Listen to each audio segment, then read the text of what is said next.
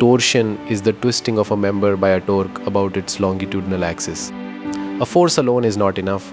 The loading must create a moment.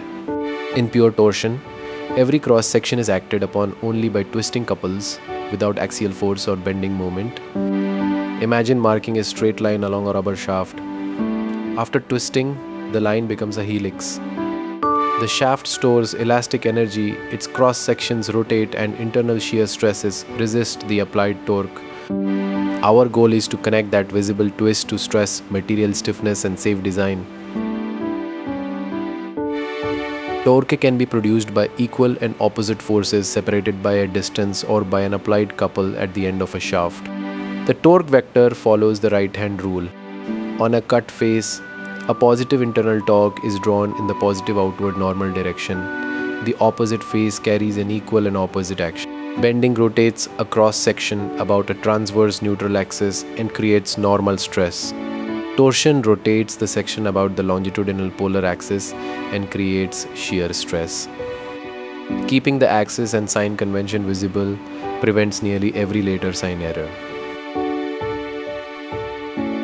Before deriving anything, lock in the assumptions. The shaft is straight, prismatic and circular with a uniform cross-section.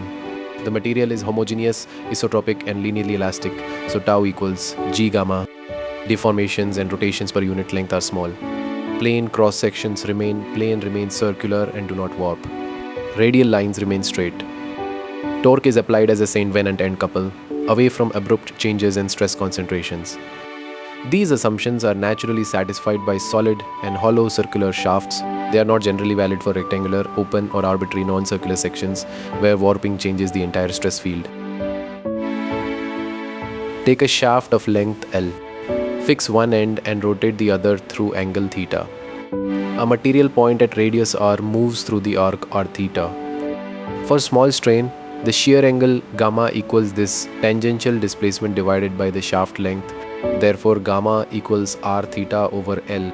At the center, r is 0, so the shear strain is 0. At the outer surface, r equals r, so the strain is maximum. The linear variation is a geometric result. No material law has been used yet. Defining phi equals theta over L as twist per unit length gives gamma equals r phi. Within the proportional elastic range, shear Hooke's law is tau equals G gamma. Substituting the kinematic relation gives tau equals gr theta over L or gr phi. Shear stress therefore also varies linearly with radius. It is 0 at the center and maximum at the outer surface. Every material point on the same circular ring has the same stress magnitude tangent to that ring. The ratio tau over r is constant across the section. This simple triangular radial distribution is special to circular shafts under the stated assumptions. Now in force torque equilibrium, a small area dA at radius r carries shear force tau dA. Its moment about the center is tau or dA. Integrating over the entire cross-section gives T equals integral tau r dA. Replace tau by gr theta over L. Constants move outside the integral, leaving integral r squared dA. That integral is the polar second moment of area J. Hence T equals gj theta over L. Combining this result with tau equals gr theta over L gives the complete elastic torsion relation T over J equals tau over r equals g theta over L. For a circular ring of radius r and thickness dr, dA equals 2 pi r dr. Therefore, J equals integral r squared dA or integral 2 pi r cubed dr. For a solid shaft, integrating from 0 to r gives J equals pi r to the 4th over 2, which is pi d to the 4th over 32. For a hollow shaft, integrate from inner radius ri to outer radius ro. The result is pi over 2 times ro to the 4th minus ri to the 4th, or pi over 32 times do to the 4th minus di to the 4th. Diameter enters to the 4th power. So moving material outward is extremely effective. A shaft must satisfy both strength and rigidity. From T over J equals tau over R, the maximum shear stress is TR over J. Strengths requires this value not to exceed the allowable shear stress. From T equals Gj theta over L, the angle of twist is TL over Gj. Rigidity requires the twist or twist per unit length to remain below its allowable value. The product Gj is torsional rigidity analogous to EI in bending and EA in axial loading. A shaft can be safe against yielding yet still be unacceptable because excessive twist disrupts alignment, gearing, or control accuracy. At the surface, the stress state is pure shear. Stress transformation gives principal stresses plus tau and minus tau on planes rotated 45 degrees. The maximum normal strain is half the engineering shear strain. Ductile materials are governed mainly by shear, so a circular specimen usually fractures on a cross-section approximately perpendicular to the shaft axis. Brittle materials are weak in tension. They therefore crack along a helical surface inclined about 45 degrees to the axis, where the principal tensile stress acts normal to the fracture surface. These characteristic fracture shapes reveal the underlying stress transformation. For an isotropic elastic material, pure shear can be viewed as equal tensile and compressive principal stresses. Combining the principal strain with gamma over 2 gives E equals 2G times 1 plus Poisson's ratio. Therefore, only two of Eg and nu are independent. In a torsion test, measure torque T and angle theta for a specimen of known L and J. The elastic T theta graph is linear with slope Gj over L. Hence, G equals TL over J theta or L over J times the graph slope. Beyond the proportional limit, the line bends and the elastic torsion formula no longer describes the material response. For shaft segments connected in series, equilibrium determines the internal torque in each interval. If no intermediate torque is applied, every segment carries the same torque. The total end rotation is the algebraic sum of segment twists. Theta equals the sum of Ti Li over Gi Gi. If torques are applied between segments, first draw a torque diagram and use the signed internal torque in each interval. The smallest diameter or lowest Gj often contributes most of the rotation. Series shafts therefore add torsional compliances, just as springs in series add flexibility. Parallel shafts connected by rigid end plates experience the same relative rotation. For member I, theta equals Ti Li over Gi Ji, so its torsional stiffness is Ki equals Gi Ji over Li.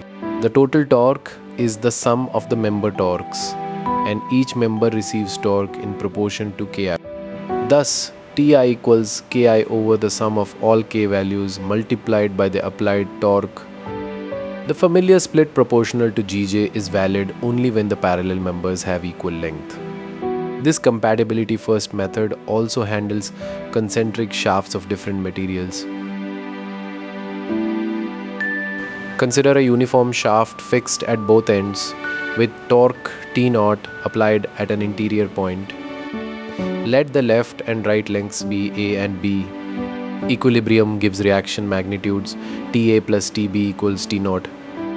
Because both supports prevent rotation, the rotation of the load point computed from the left must equal that computed from the right. Therefore, Ta over Gj equals Tbb over Gj.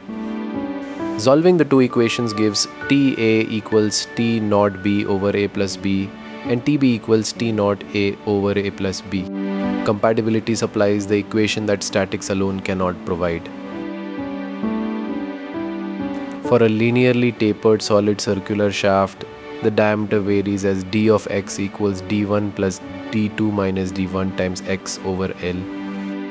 A differential slice twists by d theta equals t dx over gj of x. Since j equals pi d to the fourth over 32, integrate 32t over pi g d of x to the fourth from 0 to L. Substituting diameter for x gives the exact result. Theta equals 32 TL over 3 pi g multiplied by d1 squared plus d1 d2 plus d2 squared divided by d1 cubed d2 cubed. This expression has the correct dimensions and reduces to 32 TL over pi gd to the fourth when d1 equals d2. In linear elasticity, the work done by a gradually applied torque is the area under the d theta line, u equals 1/2 d theta.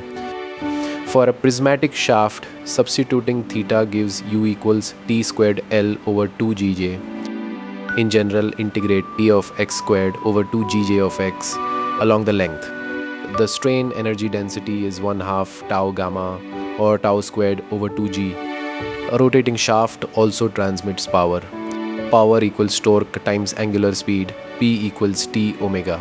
If speed is n revolutions per minute, omega equals 2 pi n over 60. Power design and twist design must both be checked. For a thin-walled single-cell closed section, Brett-Bato theory gives a nearly uniform shear flow around the median line.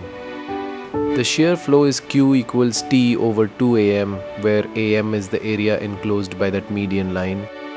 Local shear stress is Q over thickness T, so thinner regions carry larger stress. The twist per unit length is T over 4 AM squared, multiplied by the closed integral of ds over gt. These relations work for any closed thin-walled shape under their assumptions. They do not apply unchanged to open sections, multi-cell sections, or thick walls. A steel core of diameter 50 mm and an aluminium tube of outer diameter 76 mm and thickness 8 mm are connected by rigid end plates. Their lengths are equal, so they twist together. With G steel 77 gigapascals and G aluminium 27 gigapascals, the torque fractions are 0.466 for steel and 0.534 for aluminium.